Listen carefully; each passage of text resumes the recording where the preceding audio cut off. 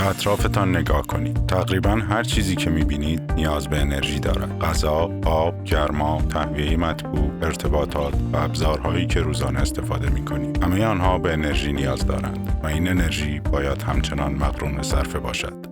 و از آنجایی که مردم بخش زیادی از درآمد خود را صرف غذا، گرمایش، سرمایش و حمل و نقل می‌کنند، هزینه‌های بالاتر انرژی بر تمامی افراد تأثیرگذار است. قیمت انرژی بر اقتصاد ما و همه مشاغل فعال در کشور تأثیر می‌گذارد. برای گذار به سیستم انرژی کم کربن بدون افزایش قابل توجه هزینه، باید برنامه‌ای برای تأمین ثابت و ارزان انرژی داشته باشیم. خبر خوب این که انرژی هسته‌ای با سوخت اورانیوم تولید انرژی بدون کربن را به طور کارآمد و اقتصادی با هزینه‌ها و اثرات زیست محیطی کمتر فراهم می‌کند.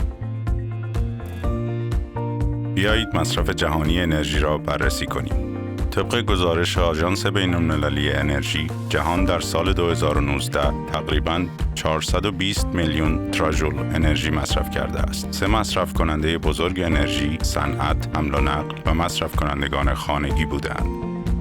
بیش از 90% از تولید انرژی جهان در سال 2019 از طریق منابع سوخت کربنی بوده است. بیش از نیمی از تولید انرژی‌های غیر کربنی از طریق انرژی هسته‌ای تأمین می‌شود.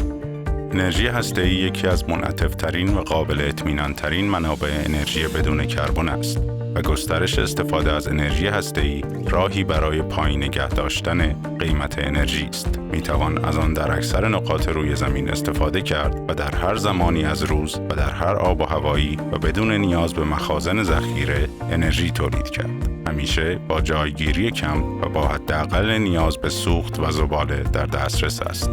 سوخت هسته‌ای قدرتمند نیز میباشد و در حال حاضر متراکم‌ترین منبع سوخت در جهان است. با یک قرص سوخت اورانیوم به ابعاد 1 در 1.5 سانتیمتر میتوان انرژی معادل 1 تن زغال سنگ تولید کرد.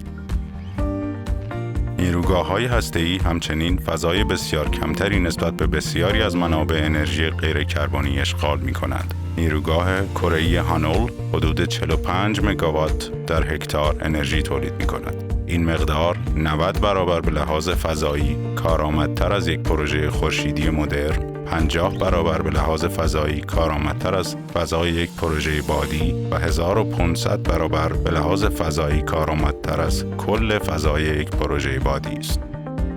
ماده اصلی مورد نیاز برای انرژی هسته‌ای اورانیوم است که توسط شرکت‌هایی مانند آنکور انرژی تأمین می‌شود.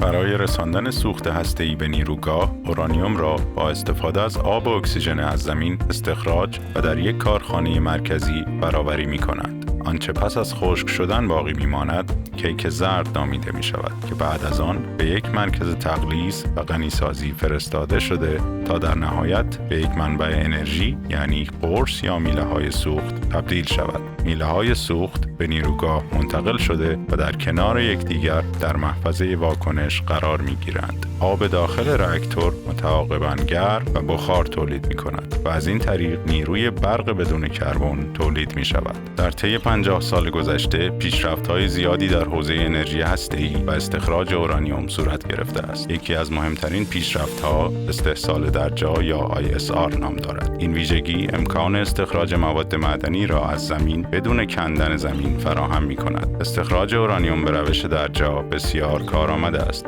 و تیم آنکور انرژی از پیشگامان و متخصصین استخراج و فراوری اورانیوم در جا هستند. دانش و تخصص آنها منجر به توسعه تکنیک‌های بازیابی و فراوری اورانیوم شده است که میزان کربن آزاد شده در فرایند استخراج را تا حد زیادی کاهش می‌دهد و در عین حال یک منبع انرژی بومی سازگار با محیط زیست و از نظر اقتصادی مقرون به صرفه میباشد. آنکور انرژی بر پروژه‌های اورانیوم در ایالات متحده متمرکز است و منحصراً از ISR برای استخراج اورانیوم استفاده می‌کند.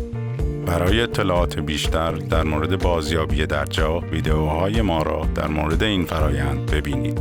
انرژی هسته‌ای یکی از مفیدترین ابزارها برای قدرت بخشیدن به جامعه ماست و آنکور انرژی در حال ارائه راه حل‌های زیست محیطی و اقتصادی برای تولید انرژی هسته‌ای است. آنکور انرژی در تلاش است تا یک تأمین کننده پیشروی اورانیوم برای سوخت رسانی در آینده باشد، مقرون به صرفه، مطمئن و سازگار با محیط زیست.